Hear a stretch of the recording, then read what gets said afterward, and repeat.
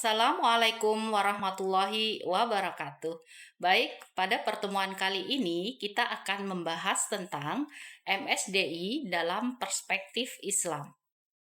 Daya insani SDI atau yang sering kita kenal dengan SDM merupakan individu yang bekerja sebagai penggerak suatu organisasi, baik itu di institusi maupun perusahaan, dan berfungsi sebagai aset yang harus dilatih dan dikembangkan.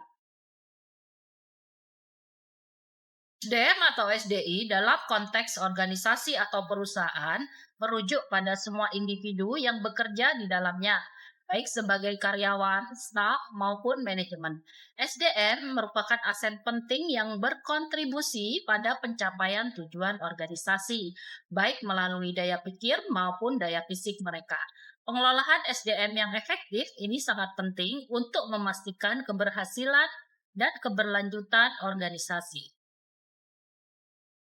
Berikutnya, pengembangan sumber daya manusia dalam Islam. Pengembangan SDM ini berdasarkan konsep Islam adalah membentuk manusia yang berakhlak mulia, yang senantiasa menyembah Allah, yang menebarkan rahmat bagi alam semesta, dan bertakwa kepada Allah. Inilah yang menjadi arah tujuan pengembangan SDM menurut konsep Islam. Pengembangan sumber daya manusia menurut konsep Islam ini berfokus pada penciptaan manusia yang berakhlak mulia, memiliki pengetahuan dan keterampilan yang bermanfaat, serta mampu menjalankan amanah kekhalifahan di bumi dengan bertanggung jawab dan ikhlas. Pengembangan ini mencakup dimensi spiritual, intelektual, fisik, dengan tujuan akhir mencapai kesejahteraan dunia dan akhirat. Berikutnya, aspek-aspek penting dalam pengembangan SDM menurut konsep Islam. Yang pertama, pendidikan dan pembelajaran seumur hidup. Yang kedua, penyucian diri atau tazkiyah. Yang ketiga, kesehatan dan nutrisi. Yang keempat, produktivitas dan kompetensi. Yang kelima, penilaian kinerja berbasis nilai Islam. Yang keenam, manajemen berbasis prinsip Islam. Ketujuh, dimensi kekhalifahan dan tanggung jawab. Baik, kita ke poin pertama, pendidikan dan pembelajaran seumur hidup. Di sini Islam menekankan bahwasannya pentingnya untuk mencari ilmu pengetahuan, baik itu ilmu agama maupun ilmu secara umum sepanjang hayat. Dan kedua, pencucian diri atau tazkiyah. Pengembangan spiritual ini menjadi inti yang meliputi pembersihan hati dan jiwa dari sifat-sifat tercela serta pembentukan akhlak yang mulia. Yang ketiga, kesehatan dan nutrisi. Manusia yang sehat dan kuat ini baik dalam menjalankan ibadah dan tugas-tugas secara duniawi. Yang keempat, produktivitas dan kompetensi. SDM yang kompeten dan terampil ini lebih baik daripada yang beriman tetapi lemah. Di sini Islam menganjurkan untuk terus meningkatkan pengetahuan dan keterampilan demi efisiensi dan kualitas kerja yang lebih baik, yang mana di sini bisa mendorong kerja tim. Yang kelima, penilaian kinerja berbasis nilai Islam. Penilaian kinerja di sini tidak hanya pada aspek pekerjaan, tetapi juga pada setiap tingkah laku dan perbuatan dengan pertimbangan sifat, kepribadian, karakter, dan perilaku yang sesuai dengan syariat. Kemudian yang keenam di sini, manajemen berbasis prinsip Islam.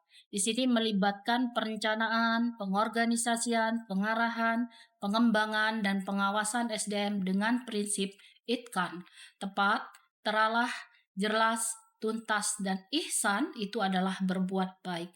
Yang ketujuh, dimensi kekhalifahan dan tanggung jawab. Manusia diciptakan sebagai khalifah di bumi, sehingga pengembangan SDM di sini harus bertujuan untuk memperkuat kemampuan individu dalam menjalankan tugas dan tanggung jawabnya secara amanah dan ikhlas demi kemaslahatan. Manajemen sumber daya manusia Islami. Manajemen SDM Islam yang diterapkan ini memiliki dampak positif bagi etos kerja karyawan. Strategi manajemen SDM Islami di sini merupakan semua kegiatan yang mengatur sumber daya manusia dan itu bertujuan untuk beribadah kepada Allah Subhanahu wa taala. Tujuan pengembangan pelatihan dan pengolahan SDM yang Islami. Islam di sini mendorong untuk melakukan pelatihan atau training terhadap karyawan dengan tujuan untuk mengembangkan kemampuan karyawan dalam mengerjakan pekerjaannya. Dengan training ini diharapkan karyawan akan lebih mengerti tanggung jawabnya dan mampu menyelesaikan pekerjaan serta meminimalisir kesalahan dalam kerja. Tujuan utama manajemen sumber daya manusia secara Islami yang pertama adalah pembentukan karakter dan akhlak yang mulia.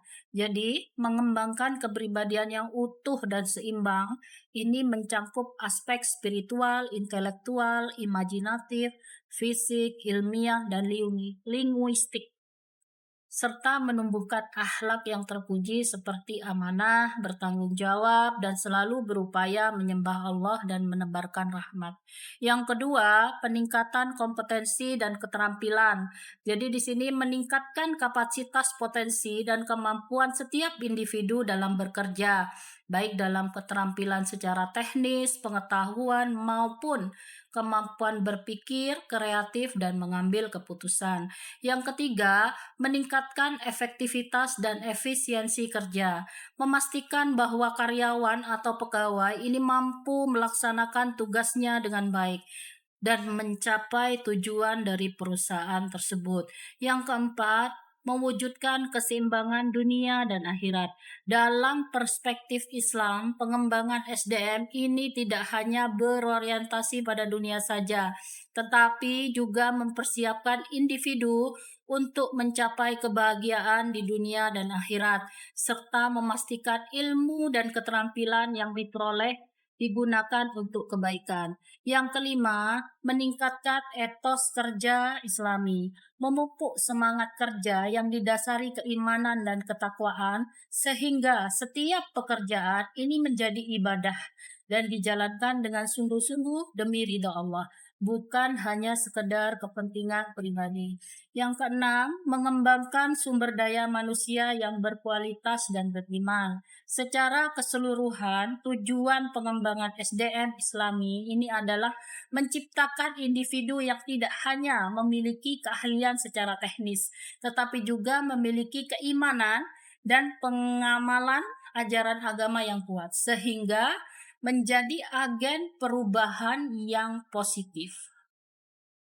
Baik, kita ke slide terakhir, slide ketujuh. Di sini ada perbedaan mendasar pandangan MSDM Barat dengan pandangan Islam terhadap MSDM.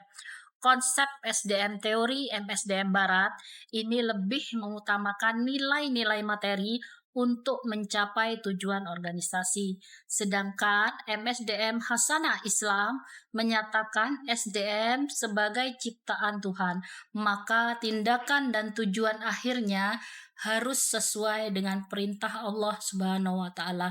Pandangan Islam tentang manajemen sumber daya manusia menekankan pentingnya mengelola manusia sebagai amanah Allah dengan tujuan utama mencapai tujuan organisasi secara efektif dan efisien serta tetap menjalankan ibadah dan meraih ridha Allah melalui prinsip-prinsip keadilan, profesionalisme, dan pengembangan akhlak mulia.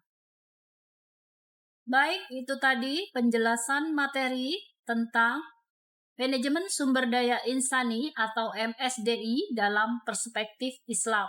Mudah-mudahan bermanfaat. Terima kasih. Wassalamualaikum warahmatullahi wabarakatuh.